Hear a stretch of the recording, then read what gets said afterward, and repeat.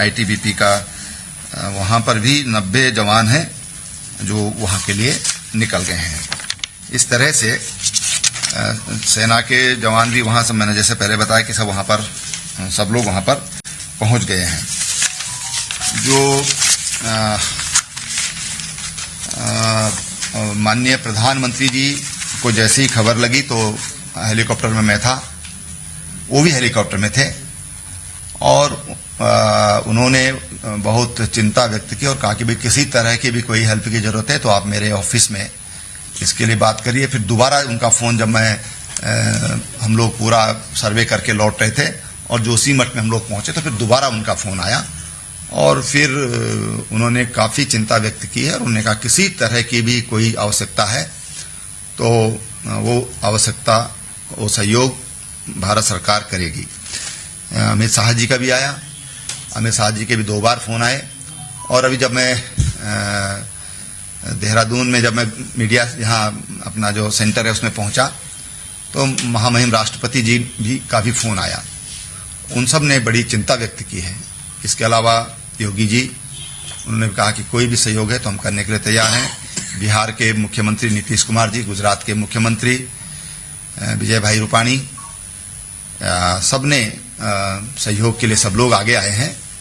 साथ ही हमारे जो उद्योगपति हैं अनंत अंबानी, मुकेश अंबानी जी के बेटे, उनका भी बिल्कुल अभी जब मैं यहाँ पहुंचा इस कैंपस के अंदर तो उन्होंने कहा हम अपने फाउंडेशन के लोग भेज रहे हैं, किसी तरह की भी सहयोग अगर देवभूमि के लिए आवश्यकता है तो हम लोग सहयोग करने के लिए तैयार हैं।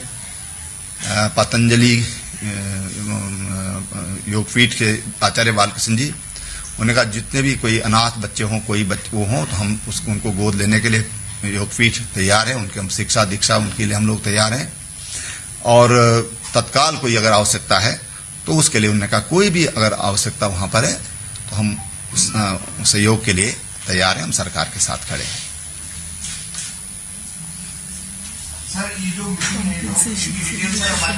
जो मैं तो 2 बातें मैं और कहना चाहूंगा। एक तो मैं मीडिया का धन्यवाद करना चाहूंगा, इसलिए कि किसी तरह की भी कोई अफवाह फैलाने में जो फैल जाते हैं ऐसे मौकों पर और उसके कारण जो पैनिक क्रिएट होता है, मीडिया का मैं बहुत धन्यवाद करता हूं कि बहुत संभल करके और बहुत अच्छे तरीके से मीडिया ने साथ दिया है। उसके लिए मैं उनको बहुत, जितनी भी मैं प्रशंसा करूं, जितनी भी मैं आपका धन्यवाद करूं, मैं समझता हूं कम होगा। और जितने भी हमारे अभी मृतक हैं उन सबको हम 4-4 लाख रुपए का मुआवजा ये राज्य सरकार देगी।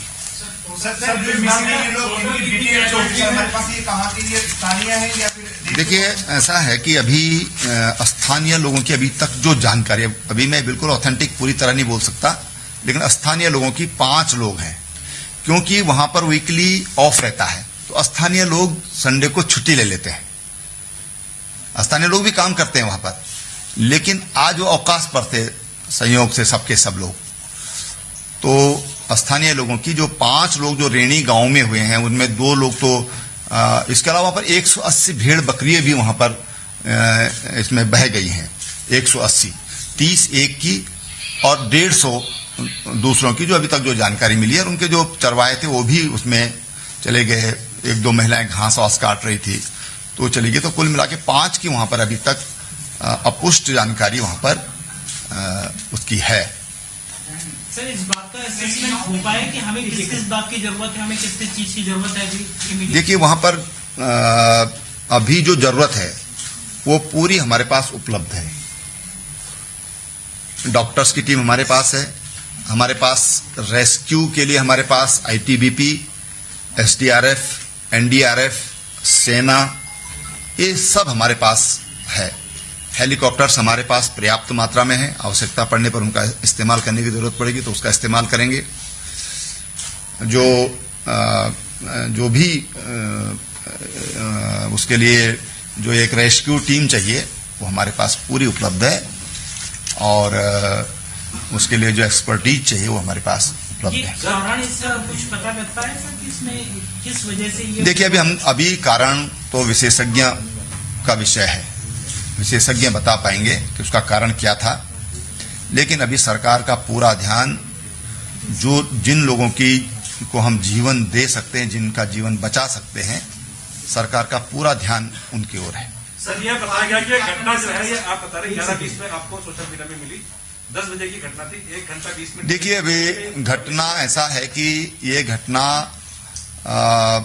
9:30-10 बजे की हो सकती है, लेकिन जो मुझे क्योंकि जिला प्रशासन भी उधर दौड़ा और हमारा जो ये जो हमारा आपदा प्रबंधन केंद्र है यहाँ पर खबर आ गई थी, लेकिन मैं बाहर था और एक्टिवेट हो गया पूरा हमारे प्रिंसिपल चीफ सेक्रेटरी से लेकर के और तमाम हमारे सेक्रेटरीज लगातार संपर्क में, लगातार वो मुझे जानकारी दे रहे थे फील्ड से, और हम लोगों का संवाद अभी जब मैं इधर इंटर कर रहा था तब भी मेरे को वहां से सूचना मिली, जब मीडिया सेंटर में मैं अंदर प्रवेश कर रहा था, तो लगातार संपर्क में है, संवाद बहुत बेहतर कायम है। देखिए अब जो पानी की स्थिति है तो रुद्रप्रयाग से पीछे अब पानी एकदम साफ पानी है। जब हम जा रहे थे तो मैठाना गांव है चमोली से थोड़ा इधर से जाते हुए पहले, तो वहां तक पानी में मैलापन था और लकड़ी बहकर आ रही थी, लेकिन आते समय पानी का लेवल बिल्कुल सामान्य है। लेकिन जो श्रीनगर जैसे हमारा प्रोजेक्ट है उसके पानी उससे खाली कर दिया गया था ताकि किसी तरह का रिस्क न रहे। तमाम जो रेलवे का काम चल रहा है उसको खाली करा दिया गया था। तमाम जो हमारे नदी गंगा जी के किनारे और अलकनंदा के किनारे जितने भी कस्बे हैं सबको हाई अलर्ट पे कर दिया गया था, और जैसे रिवर राफ्टिंग है उसको उसको हरिद्वार ऋषिकेश तक, और यूपी सरकार से भी सुबह ही बात हो गई थी कि वो गंगा के किनारे जो भी ऐसे स्थान है वहां पर सतर्कता बताएं। मिसिंग लोग कितने बताए आपने बताया अभी? देखिए अनुमान के तहत मिसिंग 125 के आसपास हो सकते हैं, ज्यादा भी हो सकते हैं, क्योंकि अभी जो कंपनी के लोग हैं वो भी अभी कुछ बता पाने में एकदम अभी सब लोग रेस्क्यू में लगे हुए हैं। तो ऊपर क्योंकि ऊपर का प्रोजेक्ट कमीशन हो चुका था, वो काम उस पर चल रहा था, उस पर एक 36 लोगों की 35-36 लोग वहां पर काम कर रहे थे, उनमें से 5-6 लोग उनके सुरक्षित हैं, 2 पुलिस के जवान वो सुरक्षित हैं, तो एक 29-30 के आसपास वहां पर अनुमान है। लेकिन वहां पर डॉक्यूमेंट के कोई बच्चे ही नहीं है कि कागजों के आधार पर कुछ कह सकें। सारा सर क्या कुछ आकलन किया गया है कि कितना नुकसान राज्य को? देखिए अभी मैंने कहा ना हमारा ध्यान अभी रेस्क्यू पर है, आकलन होता रहेगा, आकलन अभी प्राथमिकता नहीं है। ठीक है सर बाहरी राज्य के कुछ संपर्क किया है किसी राज्य से? वो मैंने बताया था।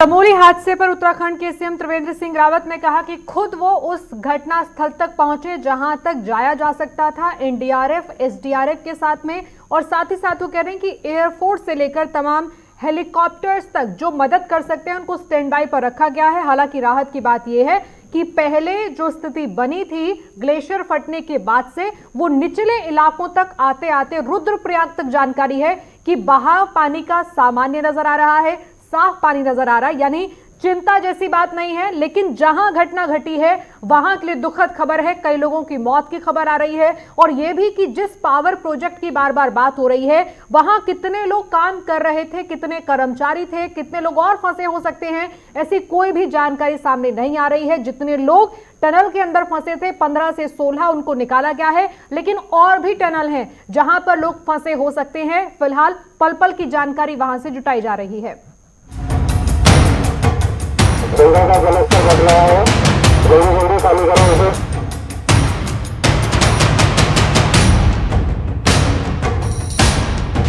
सुरक्षित जगह पर चले जाए।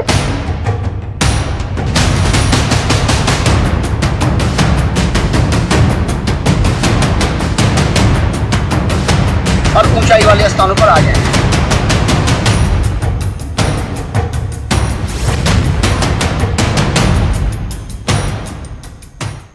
एक ऐसा ग्लेशियर जिसको लेकर कहा जाता है कि कभी ये तबाही ला सकते हैं और कभी यही पर्यावरण की सुरक्षा में एक ऐसा स्थान बन जाते हैं जिसमें आप कह सकते हैं कि इससे किसी को कोई नुकसान नहीं हो सकता। लेकिन एक ऐसा ग्लेशियर जो कि उत्तराखंड के अंदर फूटा और उत्तर प्रदेश तक अलर्ट जारी हो गया, और इसे हाई अलर्ट समझिए, क्योंकि जहां से ग्लेशियर चमोली इलाके के अंदर फटा था वहां से ये जन सैलाब जैसे एक जलजले की तरह आगे बढ़ रहा था, और ये ग्लेशियर लगभग जानलेवा साबित हुआ उन लोगों के लिए जो वहां काम कर रहे थे, एक पावर प्रोजेक्ट में व्यस्त थे। लेकिन इसी इलाके के अंदर कितनी आबादी है जो इससे सीधे सीधे प्रभावित हुई है, उत्तराखंड के कौन कौन से इलाके हैं जहां पर अभी भी अलर्ट है, बल्कि उत्तर प्रदेश के किन किन जिलों में अलर्ट है, इस पर हम बात करेंगे। लेकिन चमोली हादसे से जुड़ी एक बड़ी खबर आपको दे देते हैं।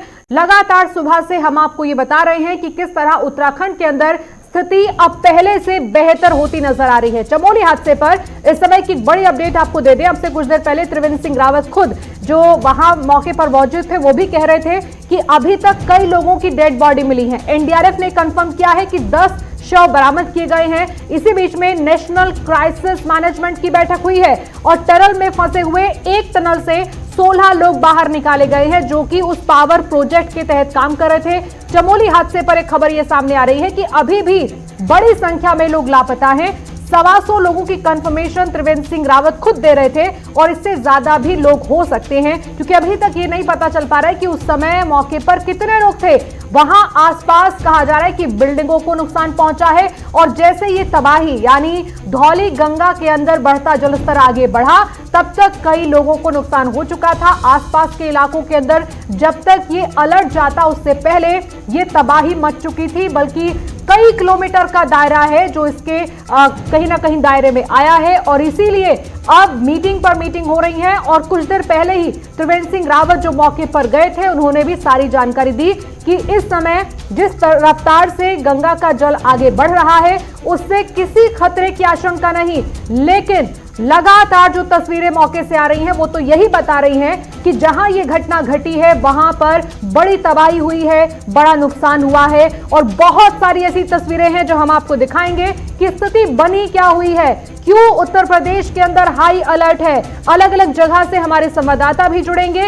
इस हादसे पर त्रिवेंद्र सिंह रावत ने कहा है कि मृतकों के परिजनों को 4-4 लाख रुपए का मुआवजा सरकार की तरफ से दिया जाएगा। आर्थिक मदद का ऐलान कर दिया गया है। एसडीआरएफ और मेडिकल की टीमें मौके पर मुस्तैद हैं, रेस्क्यू ऑपरेशन चल रहे हैं। उत्तर प्रदेश, बिहार, गुजरात सरकार ने भी मदद की पेशकश कर दी है। अलग अलग राज्यों के मुख्यमंत्रियों ने कहा है हर संभव मदद की जाएगी जो उत्तराखंड में हुआ है, क्योंकि ये उत्तराखंड की सिर्फ बात नहीं है बल्कि उत्तराखंड से लगते तमाम राज्यों के लिए अलर्ट है, खासकर उत्तर प्रदेश के लिए। ये रेस्क्यू की एक तस्वीर हम आपको दिखा रहे हैं जहां मौके पर एनडीआरएफ, एसडीआरएफ गई तो क्या स्थिति थी वो मलबा देखिए आसपास, क्या भयावह मंजर होगा उस जगह का जहां पर ग्लेशियर फटा था। और उसके बाद से जहां जहां वो धौल गंगा नदी के अंदर आगे बढ़ता गया, लोगों की परेशानी बढ़ती गई, लोगों को आगाह किया गया कि गंगा किनारे से पीछे हट जाइए। देखिए उस इलाके की तस्वीर दिखा रहे हैं रैनी गांव की, जहां पर ग्लेशियर फटा वहां की स्थिति अभी क्या बनी हुई है। जब रेस्क्यू टीम मौके पर पहुंची हर तरफ दलदल जैसा नजारा था,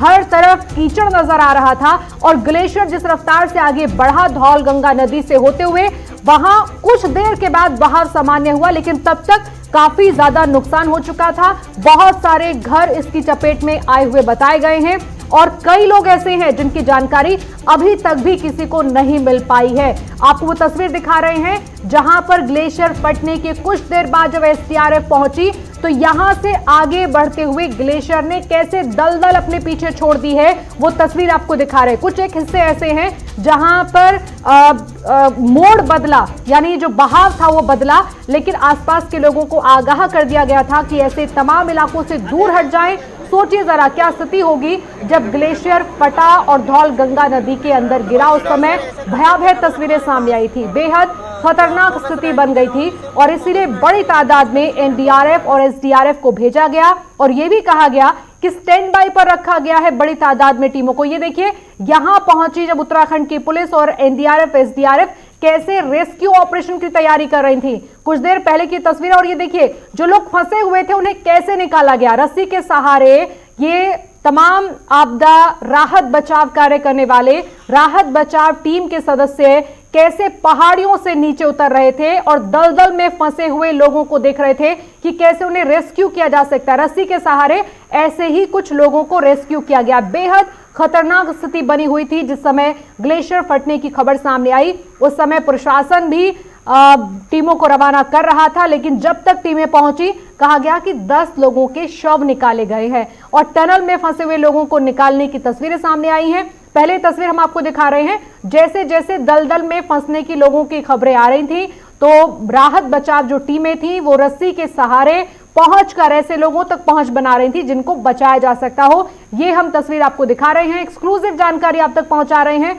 ये तस्वीर आप देखिए कैसे एक के बाद एक जगह से जो तस्वीरें आई थी उसमें 6 तस्वीर हम आपको दिखा रहे हैं। चमोली के अंदर जब ग्लेशियर टूटा उसके बाद अलग अलग जगहों पर तबाही का मंजर दिखने लगा। ऋषि गंगा प्रोजेक्ट के बारे में कहा जा रहा है कि बड़ी तबाही हुई है, इतना नुकसान हुआ है कि आकलन करना भी अभी मुश्किल है। कई मकान ध्वस्त हुए हैं जो इसकी चपेट में आए। जैसे जैसे मलबा आगे बढ़ रहा था, ग्लेशियर का पानी धौलगंगा नदी के साथ आगे बढ़ रहा था। कई मकानों के इसमें और इसकी चपेट में आने की खबरें हैं। कई इलाके ऐसे हैं जहां पर लोगों से कहा गया है कि गंगा किनारे से हट जाएं, चाहे वो स्थायी उनका घर हो चाहे अस्थायी झोपड़पट्टी हो, लेकिन इलाका खाली कर दीजिए। रेस्क्यू ऑपरेशन की तस्वीर भी हम आपको साथ साथ दिखा रहे हैं। उस टीम के लिए कड़ी मशक्कत का ये समय था जब लोगों के बारे में जानकारी नहीं मिल रही थी कि कौन कहां पर फंसा हो सकता है। पहाड़ी इलाका और उस पर ग्लेशियर का टूटना एनडीआरएफ, एसडीआरएफ के लिए, पुलिस के लिए, राहत बचाव कार्य करने वालों के लिए कड़ी मशक्कत का समय ये था। ये 6 तस्वीरों से आप अंदाजा लगाइए कि सुबह 9-10 बजे से शुरू हुआ सिलसिला अभी तक भी रेस्क्यू ऑपरेशन पर है। अभी भी लोगों को बचाने की खबरें आ रही है। कहा जा रहा है कि कुछ टनल हैं उस पावर प्रोजेक्ट में जहां से ग्लेशियर फटा था और पहली तस्वीर से आप अंदाजा लगाइए क्या भयावह स्थिति पैदा हुई होगी चमोली के इस इलाके के अंदर जिस समय यह हादसा हुआ। जब लोगों को यह जानकारी मिली कि इस इलाके के अंदर कुछ ऐसा हो रहा है जिससे लोगों की जान पर बना सकती है और कम से कम 100 से ज्यादा लोग हैं जिनके बारे में खबर है कि फिलहाल लापता बताए गए हैं। और कुछ अपडेट आपको दे दें क्योंकि अभी तक भी कहा जा रहा है कि ऐसी बड़ी आबादी है जो इसकी चपेट में आ सकती है, लेकिन घबराने से ज्यादा आपके पास जानकारी होनी चाहिए। किसी भी तरह की अफवाह में आप ना आए। 10 बड़ी अपडेट आपको दिखाते हैं कि हुआ क्या है सुबह से अभी तक। जोशीमठ से 25 किलोमीटर दूर है जहां पर ग्लेशियर फटने की खबर सामने आई थी। जो घटना घटी थी वो एक ऊंचाई वाले क्षेत्र में थी। पेंगांव इलाके के अंदर ग्लेशियर फटने की घटना सामने आई है जिसके बाद से आसपास के लोगों में पैनिक फैल गया, अफरा तफरी फैल गई। एक और अपडेट ये कि अभी तक 10 लोगों की मौत की पुष्टि एनडीआरएफ ने की है। हालांकि अभी भी कहा जा रहा है कि कुछ समय लग सकता है कंफर्म होने में कि कितने लोगों की जान गई। रेनी गांव के पास में धौलगंगा नदी के अंदर भारी बाढ़ देखी गई थी जिसके बाद से लोगों को लगा कि अब कुछ ऐसा हो गया है जिसके बाद से लोगों के लिए जानलेवा साबित हो सकता है। 150 लोगों की संख्या है जो बताया जा रहा है कि अभी भी लापता हो सकते हैं, उनकी जानकारी नहीं मिल रही है। ऋषि गंगा पावर प्रोजेक्ट जिसको सबसे बड़ा नुकसान पहुंचा है, कहा जा रहा है कि इस प्रोजेक्ट में शायद ही कुछ बचा होगा जहां पर ग्लेशियर फटा। तपोवन जल विद्युत प्रोजेक्ट पूरी तरह से बर्बाद होने की खबर है।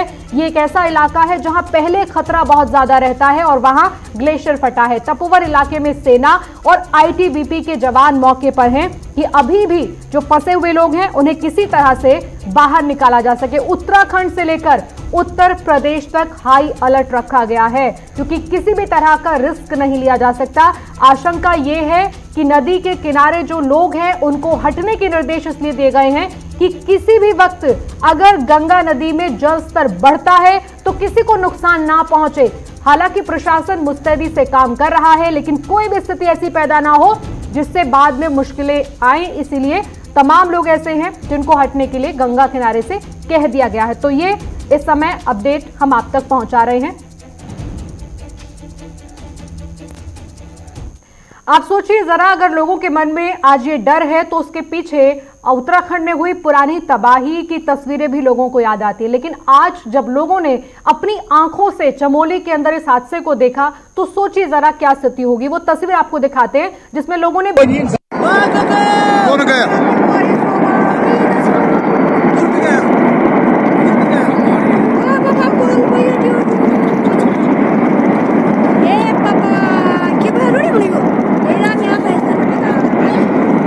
टेम्पो मोबाइल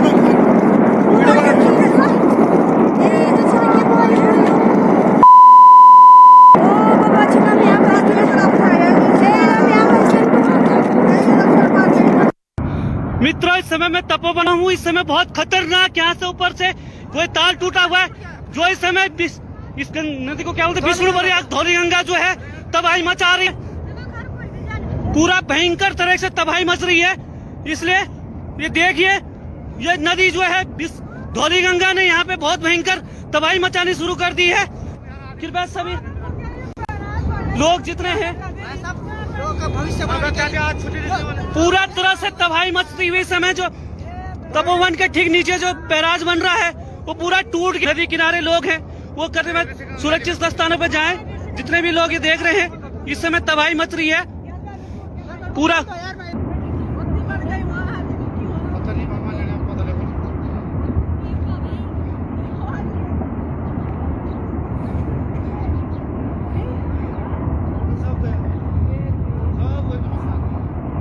तो आवाज में क्या सोच रहा था कि इसमें आवाज कितनी खतरनाक आ रही। पहले मैंने सोचा इधर कुछ ब्लास्ट हो रहा है कुछ। मुहाना दिख रहा है, ये लास्ट हम इस पट्टे से वापस आ गए, यहाँ तक हमने खोल दिया था। आपको दिखा रहे हैं जिस पावर प्रोजेक्ट में फंसे हुए लोगों की बात हो रही है। एक्सक्लूसिव तस्वीर आपके सामने है। यहां टनल से कैसे लोगों को रेस्क्यू किया गया है उसकी एक तस्वीर है। बेहद खतरनाक स्थिति बनी हुई थी उस पावर प्रोजेक्ट के अंदर, जहां सिर्फ और सिर्फ आपको मलबा नजर आएगा और इसी मलबे से बेसुध कर्मचारी जो अंदर टनल के अंदर फंसे हुए थे, कई घंटे बाद कड़ी मशक्कत के बाद उन्हें बाहर निकाला गया।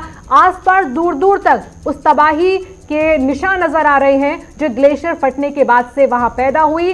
कहा जा रहा है कि जिस धौल गंगा नदी के अंदर ग्लेशियर गिरा उससे पानी का बहाव बढ़ा, वहां का जलस्तर बढ़ा। लेकिन अगर यही स्थिति सामान्य इलाके में होती या पहाड़ियों के ऊपर होती तो बड़ा हादसा हो सकता था। लेकिन टनल के अंदर जो कार्यरत थे मजदूर, उनको बाहर निकालने की तस्वीर है।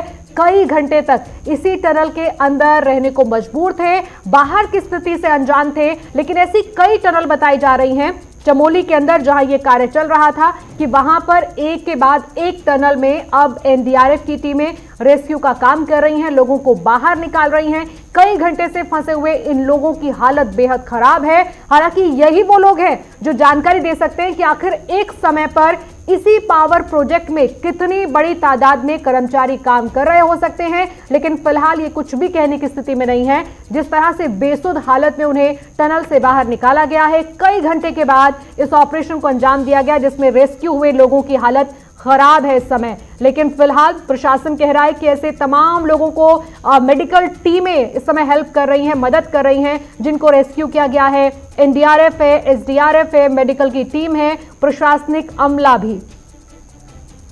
चलिए, तमाम हमारे संवाददाता अलग अलग जगह से हमारे साथ जुड़ेंगे जो जानकारी देंगे कि उत्तर प्रदेश से लेकर उत्तराखंड तक अभी क्या स्थिति है, क्या इसे सामान्य कहा जाए या फिर जिस अलर्ट की बात कही गई है उसे कुछ और घंटे तक क्या पालन करना होगा। इसी पर बातचीत के लिए उत्तराखंड से धीरेन्द्र प्रताप हमारे ब्यूरो चीफ हमारे साथ जुड़ रहे हैं, अक्षत दत्त जोशी उत्तर प्रदेश से जुड़ रहे हैं और इसके साथ ही अब्दुल नबी हसन हमारे साथ न्यूज रूम से हैं। मेरा पहला सवाल धीरेन्द्र प्रताप आपसे है। धीरेन्द्र, अभी उत्तराखंड की स्थिति हम सामान्य कहें या वो हाई अलर्ट जो उत्तर प्रदेश के लिए, उत्तराखंड के तमाम जिलों के लिए है, वो भी साथ में है अभी भी जब तक पूरी तरह से काबू में नहीं आती स्थिति? धीरेन्द्र के पास जाए, लेकिन उससे पहले अब्दुल, एक जानकारी हम आपसे चाहते हैं कि अभी अगर हम इस सिचुएशन को समझना चाहें तो हम क्या उस पैनिक मोड से बाहर निकल आए हैं जिसमें कहा गया था कि अगर ये स्थिति जो चमोली में बनी है वो अगर आगे बढ़ते बढ़ते गंगा नदी के साथ साथ अगर आगे जलस्तर में तब्दील होती है तो मुश्किल हो सकती है। हमने देखा हरिद्वार में भी अब तो जल रोका गया है ताकि कोई ऐसी स्थिति ना बने जिससे लोग परेशान होने लग जाएं आम इलाकों के। नहीं, जाहिर तौर पर ऐसी स्थिति ना बन पे, लेकिन हम सबसे पहले ग्राफिक्स एक दिखाते हैं और समझाने की हम कोशिश करते हैं उन ग्राफिक्स के जरिए। जो स्थिति और ज्यादा विकराल हो सकती थी उसको प्रशासन की तरफ से किस तरह से मुस्तैदी के साथ नियंत्रित किया गया है वो हम ग्राफिक्स के जरिए समझाने की कोशिश करेंगे। अभी स्थिति क्या है, दरअसल देखिए, ग्लेशियर जोशीमठ में टूटा, उससे कुछ दूरी पर टूटा, 25 किलोमीटर की।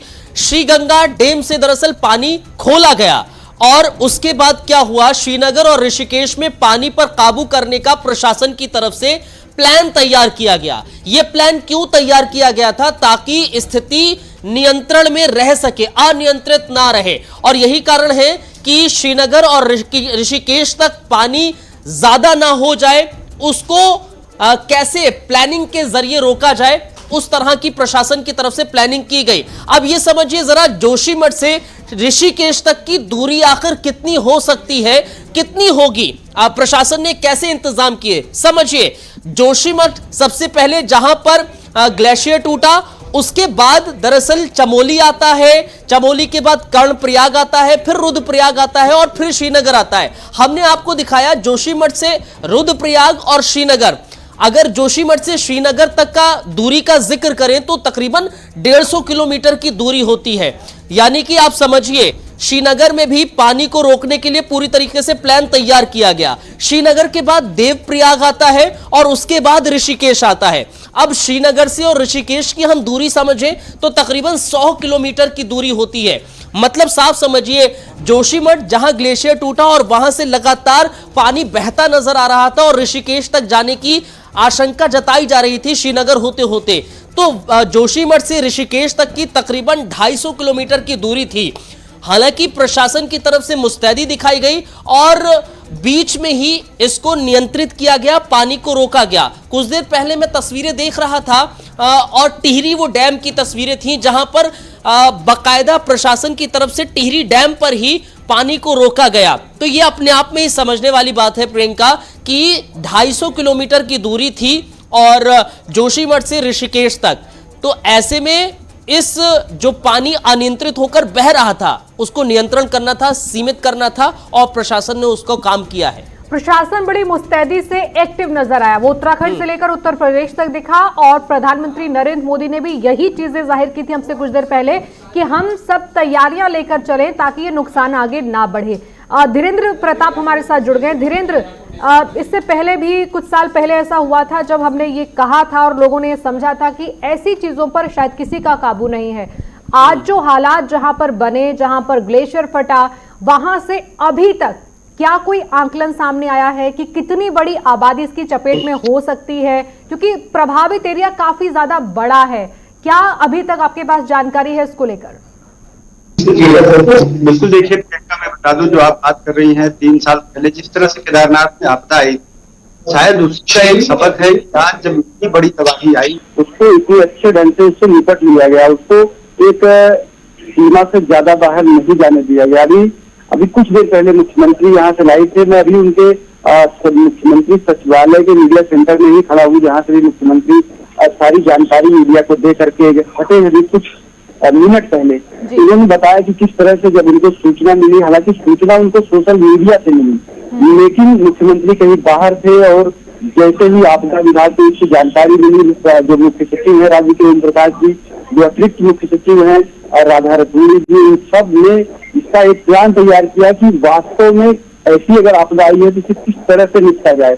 शायद इसी का एक प्रभाव कह सकती है कि जो आपदा जिसका एक आशंका बताई जा रही थी कि बहुत भारी तबाही हो सकती है, इसे उस तबाही से बच गए हैं। और दूसरा कारण ये है कि जो 100 से अधिक लोगों के गायब होने की सूचना अभी तक मिल रही है, उसका एक कारण और है कि आज रविवार था और रविवार को वहाँ वीक ऑफ होता है। बावजूद इसके जो ऋषि गंगा पावर प्रोजेक्ट था उससे लगभग 7 लोग अभी भी गायब हैं। और मुख्यमंत्री ने भी अपने लाइव प्रेस कॉन्फ्रेंस में भी ये बात कही है कि अभी जो क्षति का आकलन है वो नहीं किया जा सका है, क्योंकि अभी सरकार का पूरा जो जोर है, पूरा जो ध्यान है वो सिर्फ रेस्क्यू पे है। किस तरह से जो लोग इसके मलबे में दब गए हैं या इस तरह से उनको आइडेंटिफाई किया जाए, उनको निकाला जाए। ऋषि गंगा पावर प्रोजेक्ट जो है उसमें इस तरह की स्थिति बनी कि वहाँ कितने लोग काम कर रहे थे इसका भी अंदाजा नहीं लगाया जाता, क्योंकि ये पावर प्रोजेक्ट पूरी तरह से तहस नहस हो गया है, निस्तेनाबूद हो गया इस जलजले में आकर के। हालांकि मुख्यमंत्री ने कहा कि जब वो यहाँ से चमोली के लिए निकले थे उसी दौरान प्रधानमंत्री भी उनसे 2 बार बात किए, गृह मंत्री देश से बात किए, रक्षा मंत्री ने बात की, बिहार के मुख्यमंत्री, उत्तर प्रदेश के मुख्यमंत्री, गुजरात के मुख्यमंत्री ने बात की। तो एक तरह से पूरा देश उत्तराखंड के साथ खड़ा हो गया है। तो इससे जो है इस राज्य का जो मनोबल है वो बढ़ा हुआ है। और जिस तरह से अभी आपदा में कितने लोग हताहत हुए, कितनी जनहानि हुई है, धन हानि हुई है, इसका आकलन करने में अभी समय लगेगा प्रियंका जी। धीरेन्द्र, मैं आपसे और भी सवाल लूंगी। अक्षत दत्त जोशी हैं हमारे साथ, लखनऊ से जुड़े हुए हैं। अक्षत, उत्तर प्रदेश को लेकर जो अलर्ट है, अलग अलग जिलों में गंगा किनारे अनाउंसमेंट हो रही है कि आप इन इलाकों से दूर जाइए। अगर आप यहां पर परमानेंट रहते हैं तब भी घर कुछ देर के लिए खाली कीजिए, क्योंकि अभी तक उत्तराखंड से ग्रीन सिग्नल नहीं है कि अभी कोई खतरनाक स्थिति नहीं होगी, आप लोग रिलैक्स कर सकते हैं। क्या ये अलर्ट कितने और घंटे के लिए है? कोई जानकारी प्रशासन ने दी है कि अभी कब तक अलर्ट पर रहेंगी स्थिति? और दूसरा ये बिजनौर से खासकर जहां पहला पॉइंट है, गंगा जहां से एंटर करती है उत्तर प्रदेश में, उस पॉइंट पर कितना एहतियात बरता जा रहा है? क्या कोई टीमें अलर्ट पर है या फिर एक मैसेज है लोगों के लिए कि वहां से दूर रहें? बिल्कुल प्रियंका, देखिए बिजनौर की जो हम बात करें, जहां से गंगा उत्तर प्रदेश में एंटर करती हैं, उसको खास सख्त उसको हिदायत दी गई है वहां जिला प्रशासन को। वहां डीएम और जो कप्तान हैं जिले के, वो सुबह से ही फील्ड पे हैं, सुबह से ही मौके पे हैं। जो गांव गंगा के किनारे जो गांव बसे हैं वहां वो लगातार जाकर गांव प्रधानों की मदद से लोगों से ऐलान कर रहे हैं कि जो गंगा के किनारे घर हैं वो लोग अपने घर से बाहर आ जाएं, चाहे वो स्थायी घर हो या स्थायी घर हो, फिर भी एहतियात के चलते उनको घरों से उनके बाहर निकाल करके दूसरी जगहों पे शिफ्ट किया जा रहा है। सरकारी स्कूलों में उनको शिफ्ट किया जा रहा है या अन्य जो जगह है वहां पे उनके लिए टेम्परेरी रैन बसेरा जैसे बना करके उनको शिफ्ट किया जा रहा है, ताकि यूपी प्रशासन जो है, जो जिला प्रशासन है, वो चाहता है कि किसी तरह की कोई अगर अनहोनी घटती है रात में तो किसी भी तरह की हताहत सामने ना आए। और मैं उसके बाद आपको बता दूं कि सचिवालय में मॉनिटरिंग रूम में बराबर राहत आयुक्त जो है संजय गोयल, वो बराबर नदियों की मैपिंग कर रहे हैं। वहां से बैठ के हर घंटे पर वो नदियों की जो लेवलिंग होती है उसकी टेस्टिंग कर रहे हैं, उनको पल पल की जानकारी दी जा रही है। जो नदी गंगा के किनारे जो गांव हैं या जो शहर हैं या जो जिले हैं, जैसे कि बिजनौर है, बुलंदशहर है, हापुड़ है, फर्रुखाबाद है, कानपुर है, वाराणसी है, इन सभी जिलों को खासकर एकदम अलर्ट मोड पर रखा गया। मैं आपको बता दूं कि एनडीआरएफ की टीम डिप्लॉय कर दी गई है, एसडीआरएफ की टीम डिप्लॉय की गई है। जो गंगा के बेहद करीबी जिले हैं, जो गंगा के बेहद करीबी गांव हैं, वहां पे एनडीआरएफ एसडीआरएफ की टीम लगी हुई है, साथ ही पुलिस फोर्स भी लगी हुई है। तो किसी प्रकार से लोगों को अफवाह में ना पड़ने दिया जाए, इसको लेकर बराबर वहां माइक से अनाउंसमेंट कराया जा रहा है और बराबर टीम लोगों से लगी हुई है। लोगों से खुद जाकर बात कर रहे हैं अधिकारी, गांव-गांव जा रहे हैं अधिकारी, लोगों से बात कर रहे हैं, उनको समझा रहे हैं कि ऐसी भी किसी तरह की कोई अभी बड़ी बात नहीं है, फिर भी एहतियात के तौर पर लोगों को उनके घर से निकाल करके सरकारी स्कूलों में शिफ्ट किया जा रहा है, ताकि अगर रात बिरात अगर इस तरह की कोई अप्रिय घटना होती है तो उससे किसी भी तरह का कोई जानमाल का नुकसान ना हो। प्रियंका, अक्षत, एक और जानकारी है कि उत्तर प्रदेश के अंदर जितने भी गंगा किनारे के इलाके हैं वहां पर पुलिस को खासकर कहा गया है कि मॉनिटरिंग वैसे करें जैसे आप इस समय किसी ऐसी स्थिति का सामना कर रहे हो जिससे नुकसान हो सकता है। हमने देखा एसपी से लेकर अलग अलग अधिकारी प्रशासनिक अमले के साथ गाड़ियां लेकर अनाउंसमेंट कर रहे थे, ताकि वो किसी भी तरह से ये ना समझ पाएं कि उत्तराखंड में जो हुआ है उसका कोई सीधा असर इस समय पड़ रहा है, बल्कि ये स्टैंड बाय मोड है कि लोगों को ये पहले से एहतियात बरतना होगा कि आप किसी भी समय अगर जलस्तर बढ़ता देखते हैं तो आप इन्फॉर्म करें, पुलिस को भी बताएं, आसपास के इलाकों को बताएं। और क्योंकि उत्तर प्रदेश के गंगा किनारे इलाकों में अक्षत बहुत सारे लोग एक्टिव रहते हैं, खेती बाड़ी और बहुत सारे काम करते हैं ऐसी जगहों पर। अब बिल्कुल देखिए, बात एकदम सच आपने कहा कि गंगा के किनारे कई ऐसे लोग हैं जो कि गंगा के किनारे पे ही खेती करते हैं और वहीं पे अपनी झोपड़ियों में रहते भी हैं। तो इन तमाम लोगों का सरकार को ध्यान रखना है, जिसको लेकर के जैसा कि अभी मैंने बताया कि जब भी ऐसी कोई विपदा आती है तो उसमें अफवाहों का दौर बहुत गर्म हो जाता है, जिसको लेकर के सरकार सख्त एहतियात बरत रही है। ऐसे लोगों पर सख्त कार्रवाई करने की भी सरकार ने बात कही है। सरकार ने टोल फ्री नंबर जारी किया है कि अगर आप नदी में जल का स्तर बढ़ते हुए देखते हैं या ऐसी कोई भी अगर आपको सूचना मिलती है तो आप उस नंबर पे कॉल करें, उस नंबर पे सूचना दें। साथ ही सरकार इन लोग ऐसे शरारती तत्वों पर भी ध्यान रख रही है कि जो अफवाह फैलाते हैं, क्योंकि गांव में ज्यादातर देखा जाता है कि वहां सोशल नेटवर्किंग साइट उतनी बड़ी उस तादाद में नहीं है या लोग उतना सजग नहीं है सोशल साइटों को लेके, वो एक दूसरे की कही बात को भरोसा कर लेते हैं। तो ऐसे लोगों पर भी सरकार बराबर नजर रख रही, पुलिस प्रशासन बराबर नजर रख रही, किसी भी तरह की कोई अफवाह ना हो जिससे अचानक से भगदड़ मचे या जिससे कोई अप्रिय घटना सामने आए। तो ऐसे तमाम जो बिंदु हैं कि वाटर लेवलिंग का टेस्टिंग करना, गंगा की मैपिंग करना, ऐसे शरारती तत्वों पे ध्यान रखना। और खुद जिला प्रशासन, चाहे वो कप्तान हो, चाहे वो पुलिस महकमे कप्तान हो या फिर डीएम हो, वो खुद गांव-गांव जा रहे हैं, लोगों से बात कर रहे हैं, प्रधानों से बात कर रहे हैं, और जो बीडीओ हैं वो भी गांव में उतर के लोगों से बात कर रहे हैं, उनको समझा रहे हैं कि ऐसी किसी भी तरह की कोई डरने की बात नहीं है। उत्तराखंड की घटना है और वाटर लेवल अभी आपका सामान्य है, अभी वाटर लेवल जो ग्रीन लेवल होता है वहां तक भी नहीं पहुंचा है। फिलहाल इन सारे बिंदुओं को इसलिए पुलिस एकदम प्राथमिकता पर लेकर चल रही है कि अगर कल को या अभी देर रात कोई ऐसी घटना होती है तो पुलिस पहले से ही मुस्तैदी से पूरा गांव जल्द से जल्द खाली करा सके। इसलिए तमाम जो बिंदु हैं, इस समय एक बड़ी अपडेट आ रही है, क्योंकि चमोली में जो हुआ उसके बाद से आसपास के इलाके में लोग पैनिक मोड में थे। राहत की बात है इस समय उन इलाकों के लिए जो इससे प्रभावित है। ग्लेशियर टूटने से जिन इलाकों पर प्रभाव पड़ा है, असर पड़ा है, वहां कहा जा रहा है कि चाहे वो चमोली है, जोशीमठ है, तपोवन है, अगले 2 दिन सामान्य रहेगा मौसम, पूरी तरह से सामान्य। इस समय श्रीनगर से नदी का बहाव नजर आ रहा है। देवप्रयाग में निचले इलाकों के लिए खतरे की कोई बात नहीं है। इस समय उत्तराखंड से एक महत्वपूर्ण जानकारी आ रही है, खासकर आज मौसम के बारे में जानकारी दी गई है, क्योंकि जिस इलाके के अंदर ये घटना हुई है, अगर वहां बारिश होती है, बर्फबारी होती है या मौसम खराब होता है तो मुश्किल पैदा हो सकती थी, स्थिति खराब हो सकती थी। लेकिन राहत की बात है उन तमाम इलाकों के लिए जो उत्तराखंड में आज ग्लेशियर फटने की वजह से प्रभावित है। बेहद महत्वपूर्ण जानकारी यह है कि अगले 2 दिन मौसम सामान्य रहेगा, यानी रेस्क्यू हो सकता है ग्लेशियर के फटने से। जो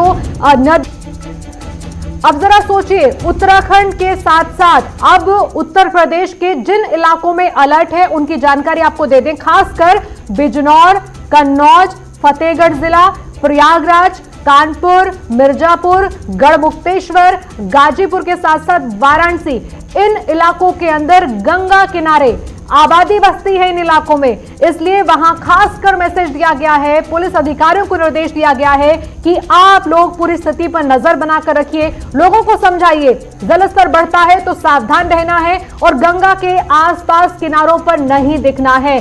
जितनी नजदीक की आबादी है खासकर उन्हें कहा गया है सुरक्षित जगहों पर जाइए कुछ दिन के लिए, क्योंकि अभी भी उत्तराखंड से आया हुआ एक अलर्ट लोगों के लिए इंपॉर्टेंट है, इसलिए क्योंकि अभी भी हम देख रहे हैं उत्तराखंड में जगह जगह पर मुस्तैदी बढ़ती जा रही है। और बेहद नजदीक उत्तराखंड में हरिद्वार की अगर हम बात करें, वहां स्थिति क्या है, वहां की एक रिपोर्ट आपको दिखाते हैं। चमोली में जिस तरीके से ग्लेशियर फटने की सूचना आई थी, 10 बजे ग्लेशियर फटे थे, वहीं पानी की जो स्थिति बनी थी उसको देखते हुए हरिद्वार को हाईलाइट कर दिया गया था और जितने मैदानी इलाके हैं उनको हाईलाइट कर दिया गया था। जिस तरीके जो गंगा के किनारे जो गांव हैं उनको वहाँ से हटा दिया गया था। एनडीआरएफ की टीम मौके पर हम खड़े हुए हड़की पैरी हम दिखाएंगे कि जिस तरीके से हड़की पैरी का बिल्कुल खाली कर दिया गया है और प्रशासन की तरफ से जो एनडीआरएफ की टीम लगाई गई है, रेस्क्यू करने के लिए टीम लगाई गई है, किसी तरीके की कोई क्षति ना हो उसके लिए यहाँ पर पुलिस प्रशासन मौके पर तैनात है और की पौड़ी को खाली कर दिया है। जो शाम की जो आरती होनी थी उसको भी विधि विधान से रोक दिया गया है। जो तमाम जो श्रद्धालु आए हुए हैं उनको माइक के जरिए जो गंगा सभा से सूचना दी जा रही है कि किसी भी तरीके का आयोजन गंगा में आज जो हड़की पैड़ी को नहीं किया जाएगा और जो पानी जो आना है, जो पानी को लेकर है वो देर रात्रि तक उसकी सूचना आ रही है कि पानी आ सकता है और जो किसी तरह की कोई घटना ऐसी घटना ना हो उसके लिए यहाँ एनडीआरएफ टीम लगाई गई है और हड़की पैड़ी को खाली कर दिया गया है। चंचल तोमर, जेके न्यूज, हरिद्वार। अलर्ट की गंभीरता आप ऐसे समझिए कि हरिद्वार की पैड़ी जो है, हर की पौड़ी जो है, उन पर बहुत बड़ी भीड़ होती थी और शाम के समय गंगा आरती की जाती थी, जिसको आज बंद किया गया, लोगों को वहां से दूर रखा गया है। लेकिन जिस ऋषि गंगा प्रोजेक्ट की चर्चा हो रही है, वहां की जो पहली तस्वीर थी वो आप देखिए, कितना डरावना दृश्य रहा होगा उस समय जब ये तस्वीरें लोगों ने देखी, सोशल मीडिया पर अपलोड की, प्रशासन को जानकारी दी और उसके बाद से तमाम तरह के जो सुरक्षा के इंतजाम है, रेस्क्यू ऑपरेशंस हैं, उनका आगाज हुआ। ये वो पहली तस्वीर है जिसकी वजह से कहा गया कि जो पावर प्रोजेक्ट है वो पूरी तरह से बर्बाद हो गया है। अभी कोई आंकलन नहीं कर पा रहा है कि उसके अंदर कितने लोग काम कर रहे होंगे, उस समय क्या स्थिति बनी होगी। किसी को भी अंदाजा नहीं था कि आज के दिन एक ग्लेशियर फटने की वजह से, टूटने की वजह से धौल गंगा नदी का जलस्तर बढ़ जाएगा, बाढ़ जैसी स्थिति हो जाएगी और आसपास जो भी नजर आ रहा था उसे तबाह करता हुआ ये ग्लेशियर आगे बढ़ता गया। एक तबाही की ये तस्वीर बेहद डरावनी है। आसपास के लोगों ने जब ये तस्वीरें देखी तब जाकर हड़कंप मचा और प्रशासन को पूरी जानकारी लगी, जिसके बाद से आसपास के तमाम इलाकों की तरफ एनडीआरएफ, एसडीआरएफ की टीमें, बटालियंस मूव की गई। बड़ी तादाद में लोगों को भेजा गया रेस्क्यू करने के लिए। और ये आप देखिए कि जल स्तर और कितनी तीव्रता से उस समय ग्लेशियर और जो धौल गंगा नदी थी उसका पानी आगे बढ़ रहा होगा, जिसकी वजह से कहा गया कि सिर्फ उत्तराखंड नहीं, उसके आसपास के राज्यों को भी इत्तला कर दी गई थी कि आप लोग भी स्टैंड बाय रहिए। अब्दुल, मेरा सवाल आपसे, दो चीजें सामने आ रही हैं। एक तो ये कि जो पहली तस्वीरें थी उसके बाद बहुत लाजमी था कि जहां जहां पर गंगा नदी बहती है, जहां जहां पर आबादी है, वहां से लोग हट जाएं। और दूसरी बात ये कि ये जो स्टैंड बाय मोड रखा गया था उसका एक फायदा हुआ कि लोग, न सिर्फ लोग बल्कि प्रशासन भी उत्तराखंड में जहां हादसा हुआ वहां से लेकर पूरे उत्तराखंड तक मुस्तैद दिखा। हरिद्वार देखिए, जहां पर बड़ी तादाद में लोग इकट्ठा होते थे और गंगा नदी के किनारे जो सबसे ज्यादा नजदीक कोई बसता है, आबादी ज्यादा है, तो वो हरिद्वार है। वहां पर भी सन्नाटा है। लोग भी इस बात को समझ रहे हैं कि अगर कोई भी स्थिति खराब होती है तो नुकसान लोगों का बहुत ज्यादा होगा। बिल्कुल, और यही कारण है कि लोग समझ रहे हैं इस चीज को। दूसरी चीज एक और है कि जो आपदा आई है वो सुबह सुबह हमें तस्वीरें देखने को मिल गई थी और बहुत जल्द ही लोगों तक पहुंच गई, प्रशासन तक बहुत जल्दी पहुंच गई, जिसके बाद प्रशासन अलर्ट मोड पर आ गया। हम पिछला केदारनाथ जो आपदा आई थी वहां पर हम याद करें तो वो स्थिति बहुत बेकाबू हो गई थी, लेकिन इस बार क्या हुआ कि बहुत जल्द ही स्थिति को काबू में लाया गया है। वो इसलिए क्योंकि आपदा जिस वक्त आई, या यूं कह लें सुबह सुबह का वक्त था, ज्यादा समय नहीं हुआ था, और उसके बाद जब तस्वीरें, वीडियोस इधर उधर पहुंची, प्रशासन तक पहुंची, प्रशासन हरकत में आया और हरकत भी बहुत ज्यादा देखने को मिली थी। खुद उत्तराखंड के मुख्यमंत्री कहीं और उनका दौरा था, उन्होंने भी इसको संज्ञान में लिया, खुद गृह मंत्री इसको संज्ञान में लिया, प्रधानमंत्री ने संज्ञान में लिया और कॉन्वर्सेशन चलती रही। उत्तराखंड के मुख्यमंत्री ने एकदम से अलर्ट मोड पर आ गए, खुद उत्तराखंड सरकार हो या फिर तमाम टीम्स हो जाएं। और अभी भी एक अपडेट ये मिल रहा था, जो अभी हम कुछ देर पहले खबर चला भी रहे थे कि 2 दिन तक सामान्य मौसम रह सकता है, और अगर सामान्य मौसम रहता है तो बहुत ही अच्छी बात है। दूसरी चीज ये है कि खबर ये एनडीआरएफ की तरफ से निकलकर सामने आ रही है कि जो उनका रेस्क्यू ऑपरेशन है वो 24 से 48 घंटे तक चलेगा, क्योंकि अभी भी आशंका है कि कई लोग हैं जिनको रेस्क्यू करना बाकी है, और ये रेस्क्यू ऑपरेशन 48 घंटे तक चलने की उम्मीद है। और अगर 48 घंटे तक चलता है तो जाहिर तौर पर मौसम अगर साफ रहेगा तो जो युद्ध स्तर पर राहत बचाव कार्य चल रहा है उसमें किसी भी तरह का गतिरोध नहीं होगा, किसी भी तरह का उसमें दिक्कतें, परेशानी नहीं आएगी अगर मौसम सामान्य रहता है। तीसरी चीज ये है, जिस बात का आप जिक्र कर रही थी, हरिद्वार का जिक्र कर रही थी, गंगा तट की बात कर रही थी, वहां पर लोग सजग हो गए हैं, क्योंकि प्रशासन की तरफ से भी, सरकार की तरफ से भी ये निश्चित तौर पर कह दिया गया है कि लोगों से कि आप लोग अभी किसी भी तट पर मत जाइए, किसी भी तरह आप लोग घर से बाहर ना निकलिए, अगर बहुत जरूरी है तभी निकलिए। और एक हेल्पलाइन नंबर भी बाकायदा जारी कर दिया गया है, टोल फ्री नंबर जारी किया गया है, ताकि अगर किसी को भी कुछ आशंका लगती है, किसी को कुछ दिखता है कि हाँ कहीं ओवरफ्लो नदी का नजर आ रहा है, कहीं से बहुत तेज रफ्तार में आपको पानी नजर आ रहा है, तो कॉल करके आप प्रशासन को बता सकते हैं। तो तमाम तरह की चीजें हैं जो प्रशासन की तरफ से की गई है, एहतियातन तौर पर की गई है, और ये एक अच्छी खबर मान सकते हैं, अच्छी पहल मान सकते हैं, अलर्ट मोड मान सकते हैं। राहत इस बात की है कि अभी प्रशासन की तरफ से कहा गया है कि जितना भी समय लगे, जैसा अब्दुल ने कहा कि 2 दिन लगे या 3 दिन लगे, रेस्क्यू के लिए बड़ी तादाद में टीमें हैं, मेडिकल टीम है, तो आसपास के लोग इस बात की चिंता ना करें। मलबे के अंदर जाकर भी टीमें इस समय लोगों को ढूंढ रही हैं, जहां तक हो सकता है वहां से लोगों को बचाया जाए। धीरेन्द्र प्रताप, एक सवाल मेरा आपसे है, जिस इलाके के अंदर यह हादसा हुआ है, चमोली के अंदर, जिस प्रोजेक्ट को लेकर यह कहा जा रहा है कि पता नहीं कितना नुकसान हुआ है, वहां कुछ बचा नहीं है, कुछ ढूंढने लायक जैसे अभी नहीं है कि वहां पर देखा जाए कि हुआ क्या होगा, इसको लेकर बहुत कहा गया था कि ये प्राइवेट प्रोजेक्ट ऐसे इलाके में खतरनाक स्थिति है जहां पर ये क्यों बनाया गया है। क्या हम अब इस बात का अंदाजा लगा सकते हैं कि ऐसे ही जगहों पर जो बहुत हाइट पर हैं, जहां पर लोग बसते हैं लेकिन बहुत कम तादाद में, और वहां का जो कनेक्शंस हैं, आवाजाही है, वो इतनी अच्छी नहीं है कि आप विद इन सेकंड किसी को इन्फॉर्मेशन दे सकते हैं या रेस्क्यू के लिए कोई पहुंच जाएगा, क्या इसीलिए कहा जा रहा था कि कोई हादसा हुआ तो फिर कौन जिम्मेदार होगा इसका? बिल्कुल प्रियंका, मैं बता दूं, देखिए जिस तरह से ये हादसा हुआ है ये बहुत सारे सवाल खड़े करेगा। भविष्य में चलते जिस तरह से उत्तराखंड में पावर प्रोजेक्ट लगते रहे हैं और जिस तरह से इनका विरोध होता रहा है, आपको बता दूं कुछ सालों पहले स्वामी सानंद ऐसे ही एक प्रोजेक्ट का विरोध करते हुए, अनशन करते करते उन्होंने दम तोड़ दिया था। उसके पहले निगमानंद की मृत्यु हो गई थी अनशन करते हुए कि पहाड़ों में इस तरह के प्रोजेक्ट न लगाए जाए। और इस जो घटना हुई है जिस तरह से इस ऋषिगंगा पावर प्रोजेक्ट को नुकसान पहुंचा है, पूरी तरह से तहस नहस हो गया, तो आगे चलते पहाड़ों में ऐसी दुर्गम स्थलों पे क्या इस तरह के प्रोजेक्ट लगाए जा सकते हैं? उनके लिए क्या सुरक्षा के उपाय किए जाने चाहिए? इनका किस तरह का नुकसान हो सकता है? और इसके साथ ही जो इसके खिलाफ रहे हैं, जो बड़े बड़े संगठन, बड़े बड़े एनजीओ इसकी खिलाफत करते रहे हैं, उनको भी एक बल मिला है इस बात कहने का कि इस तरह का जो प्रोजेक्ट है पहाड़ों में कितना सफल हो सकता है और उसका नुकसान अगर इस तरह की कोई घटना होती है, दुर्घटना होती है, कितना बड़ा इस राज्य को और पूरे देश को उठाना पड़ सकता है। देखिए आपको मैं बता दूं, 2013 में जब केदारनाथ में आपदा आई थी तो 3 दिन लग गए थे सरकार को मीडिया को बताने में कि इस तरह की कोई घटना हुई है। स्वयं मुख्यमंत्री, तत्कालीन जो मुख्यमंत्री विजय बहुगुणा केंद्र में जाके, दिल्ली में जाके बैठे रहे। प्रधानमंत्री तक 3 दिन बाद जो है इसका संज्ञान लिए थे। आज आप देखिए मुख्यमंत्री त्रिवेंद्र सिंह रावत कुछ घंटों में घटनास्थल पे थे, प्रधानमंत्री कुछ घंटों में उनसे 2 बार बात कर चुके थे, गृह मंत्री, रक्षा मंत्री उनसे कई दौर की बात कर चुके थे, इसके साथ कई राज्यों के मुख्यमंत्री भी उनसे बात कर चुके थे। शायद यही एक कारण है जो आपदा 2013 की थी उसमें एक बड़ा सबक दिया है। उत्तराखंड में इस तरह की आपदाओं पे आने से किस तरह से हम इसका प्रबंधन कर सकते हैं, उसको रोक सकते हैं, इसमें जो जन और धन की हानि होती है उससे बच सकते हैं प्रियंका जी। तो हालांकि मुख्यमंत्री ने कहा कि इसका अंदाजा नहीं लगा जा सकता कि कितना मलबा आया, क्योंकि जो ऋषिगंगा पावर प्रोजेक्ट है वहाँ सड़कें हैं, वहाँ गाड़ियां जा सकती, लेकिन इतना मलबा आया है कि वहाँ कोई रेस्क्यू की मशीन तक नहीं जा सकती। तो आप समझ सकती हैं कि यह बहुत बड़ी आपदा थी जो होते होते टल गई। अभी भी जो है पूरी मॉनिटरिंग कर रही है सरकार, आईटीबीपी के लोग वहाँ लगे हुए, एसडीआरएफ, एनडीआरएफ के लोग।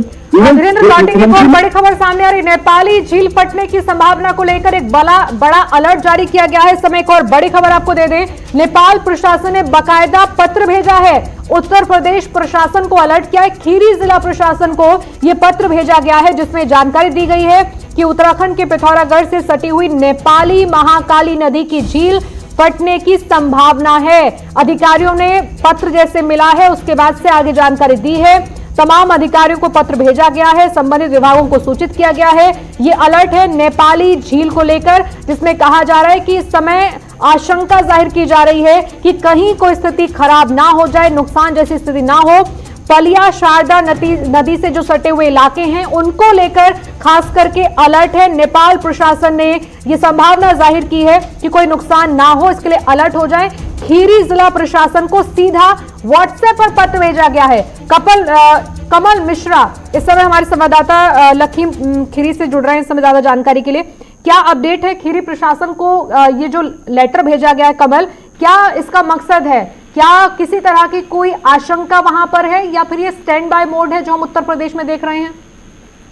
देखिए प्रियंका, ये उत्तराखंड त्रासदी के बीच में बेहद डराने वाली खबर ही कही जाएगी जी। जो नेपाल राष्ट्र के कंचनपुर जिला प्रशासन ने व्हाट्सएप के जरिए आबादी बसी है उसको अलर्ट कर दिया जाए, उसको सतर्क कर दिया जाए और अगर संभव हो तो वहां से लोगों को सुरक्षित स्थानों पर पहुंचाया जाए। तो कहीं ना कहीं प्रियंका ये एक बड़ी खबर है। ऐसे में उत्तराखंड त्रासदी में जहां बचाव और राहत कार्य किया जा रहा है उस बीच में जो ये खबर आई है बेहद डराने वाली खबर है प्रियंका।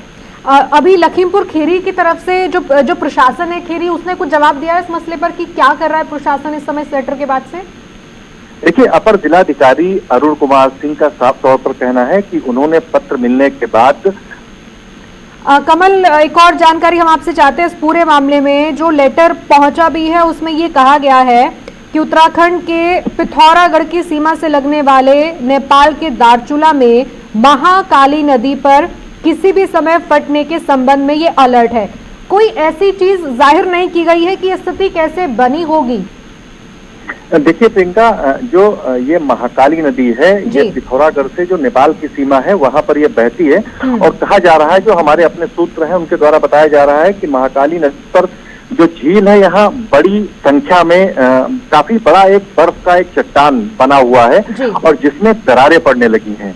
तो वो इस संबंध में नेपाल राष्ट्र के जो प्रशासन है, जो कंचनपुर जिला प्रशासन है, उसको कहीं ना कहीं इस बात की जरूर आशंका है, जरूर उनको ऐसा इनपुट मिले होंगे जिसके बाबत उन्होंने खीरी जिला प्रशासन को पत्र लिखा है कि कहीं वो दरारें पड़ न जाएं और वो जो बर्फ की चट्टाने हैं, जो ग्लेशियर जिनको हम कह सकते हैं। हालांकि कमल मिश्रा आप रहिएगा हमारे साथ, तब तक अब्दुल हमें साथ जुड़े हैं जो व्हाट्सएप पर लेटर पहुंचा है। अब्दुल बताइए जरा, क्योंकि इसमें जो चीजें समझ में आ रही है उससे तो यही कहा जा रहा है कि आशंका है और ऐसा ना हो जाए, इसलिए आप लोग स्थिति को काबू में करने की तैयारी कर लीजिए। ये तो एक और बुरी खबर है इस समय।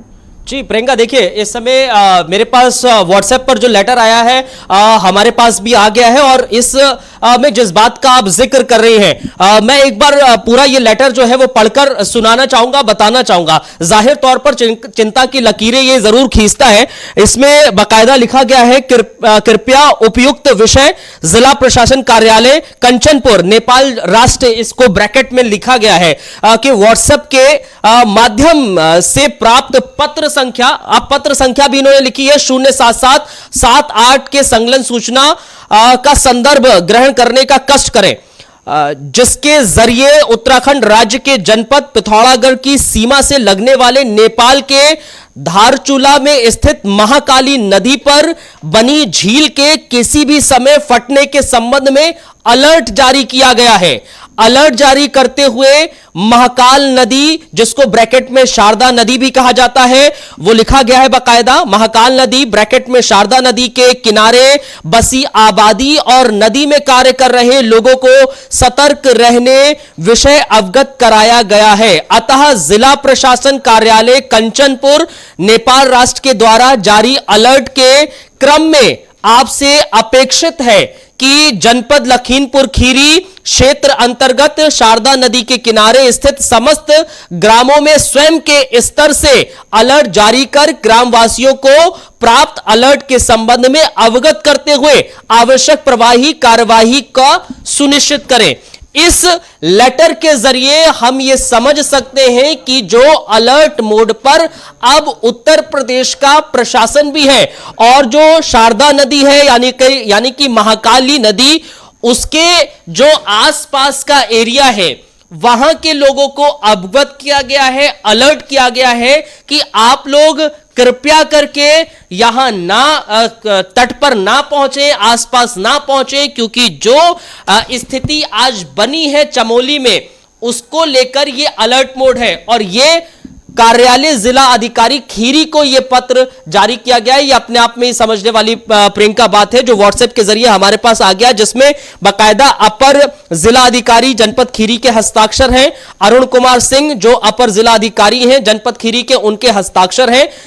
और ये दरअसल ये देखिए तारीख आप समझिए जरा, इन्होंने तारीख इसमें 6/2/21 लिखी है, यानी कि 6 तारीख आज फरवरी का महीना 2021, ये इस तारीख को लेटर ये लिखा गया है, यानी कि ये दिया गया। ये अपने आप में समझ सकते हैं प्रियंका कि किस तरह से अलर्ट मोड पर इस समय अब्दुल बता रहे हैं कि 6 तारीख का लेटर है जो भेजा गया है, आज इसकी जानकारी सबको दी जा रही है कि अलर्ट हो जाइए। ये नेपाल की तरफ से इंफॉर्मेशन आई है।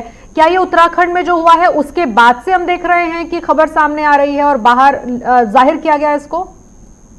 पर ये माना जा सकता है क्योंकि अगर अच्छा देखिए प्रियंका, साफ तौर पर ये तो कह पाना मेरे लिए मुश्किल होगा अभी कि ये पत्र नेपाल सरकार की ओर से कब दिया गया खीरी के जिला प्रशासन को। लेकिन खीरी जिला प्रशासन ने जो अपने सबऑर्डिनेट ऑफिसर्स को, जो मातहत अधिकारियों को जो पत्र लिखा है, जो अलर्ट रहने की जो चेतावनी दी है एडीएम के द्वारा, वो 6 तारीख को जारी की गई है। तो कहीं ना कहीं निश्चित रूप से पत्र चिंता को बढ़ाता है। और जैसा बार बार ये कहा जा रहा है कि जो महाकाली नदी पर जो झील बनी है, वहां एक बात हम आपको और स्पष्ट कर दें कि नेपाल की जो ऊपरी इलाके हैं वहां पर काफी बर्फबारी हो रही है पिछले 1 महीने से। तो तमाम छोटी बड़ी चट्टानें वहां बन गई हैं, ऐसा हमारे सूत्रों का दावा है।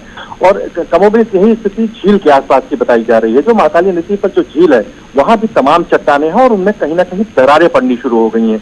तो ये एक चिंता की बात है और बेहद चिंता की बात है प्रियंका। आप ये कह रहे हैं कि जैसे उत्तराखंड में तो ये एक सैलाब बह रहा था, जलजला दिख रहा था तो लोगों को पता चला, लेकिन ये स्थिति बन रही है उस समय ही नेपाल ने आगाह कर दिया है कि ये सिचुएशन है, इससे डील करने की तैयारी आप कर लीजिए, आप अलर्ट पर रहिए कम से कम। एक और चीज भी कमल मिश्रा, जिस इलाके की आप बात करें खीरी की, वहां स्थिति क्या है? आबादी नदी किनारे बसती है, दूरी है, प्रशासन वहां पर एक्टिव हुआ है, क्या खबर है अभी? देखिए, महाकाली नदी के आसपास जो हमें बताया गया है वहां तो आबादी नहीं है, कोई रिहायशी इलाका नहीं है, लेकिन चूंकि नदी से तकरीबन 10 किलोमीटर के बाद का जो इलाका पड़ता है नेपाल में, वो वहां आबादी है, वहां इंसानी बस्तियां हैं, रिहायशी इलाके हैं। तो साफ तौर पर देखिए, अब अगर मान लीजिए वहां पर कुछ देर के लिए मान लिया जाए कि अगर कल को कोई वहां दरार बड़ी हो जाए और वो फट जाए तो निश्चित रूप से उत्तराखंड की पुनरावृत्ति दोबारा फिर यहाँ हो जाएगी। और खीरी तो की नेपाल अगर हम बात प्रशासन करते हैं, वहाँ की स्थिति कैसी है? प्रशासन को कितना इस समय अलर्ट रहने की जरूरत है? वहाँ की आबादी नदी के किनारे है, दूर है, क्या स्थिति है? देखिए, जो नदी, मैंने जैसा पहले कहा कि जो महाकाली नदी है वहां से तकरीबन 10 किलोमीटर के बाद का इलाका वहाँ रिहायशी इलाका है, लोगों का वहाँ झुग्गी झोपड़ी है, दूर दूर। नेपाल में एक कल्चर है अपना, बहुत दूर दूर वहाँ मकान होते हैं। हमारे आपके यहाँ इंडिया में, उत्तर प्रदेश में जिस तरह से बस्तियां होती हैं, नेपाल की बस्तियां उससे थोड़ा विभिन्न है। तो नेपाल की जो सरकार है, जो कंचनपुर जिला प्रशासन है, वो इस झील में दरारों को लेकर के या झील को लेकर के जो उसने अलर्ट जारी किया है, वो स्वयं भी बहुत सतर्क है इस बात को लेकर के। शायद वहां से लखीमपुर बहराई के जो तराई बेल्ट है वो पूरी प्रभावित होती है उस झील से। कमल मिश्रा, बहुत बहुत शुक्रिया तमाम जानकारी के लिए। नजर बनाए रखिएगा इस खबर पर, क्योंकि ये भी कहा जा रहा है कि नेपाल प्रशासन ने अगर ये लेटर भेजा है तो साथ में ये भी मेंशन किया है कि कहीं भी नदी के आसपास काम करने वाले किसी तरह के आसपास मौजूदगी खतरनाक हो सकती है, इसलिए लोगों को कहा गया और प्रशासन को कहा गया खासकर कि आप इस स्थिति को देख लीजिए जो नेपाल में बन रही है, उससे कहीं नुकसान ना हो जाए। उत्तराखंड से जो हुआ उसमें तो एक ग्लेशियर जानलेवा साबित हुआ, नेपाल से कोई तबाही ना आए इसलिए प्रशासन को अलर्ट किया गया है। नेपाल की सरकार खुद इस पूरे मामले को देख रही है, लेकिन खबर चिंताजनक इस समय नेपाल से भी है। फिलहाल के लिए इतना ही, फिर हाजिर होंगे। नमस्कार। और ऊंचाई वाले स्थानों पर आ जाए।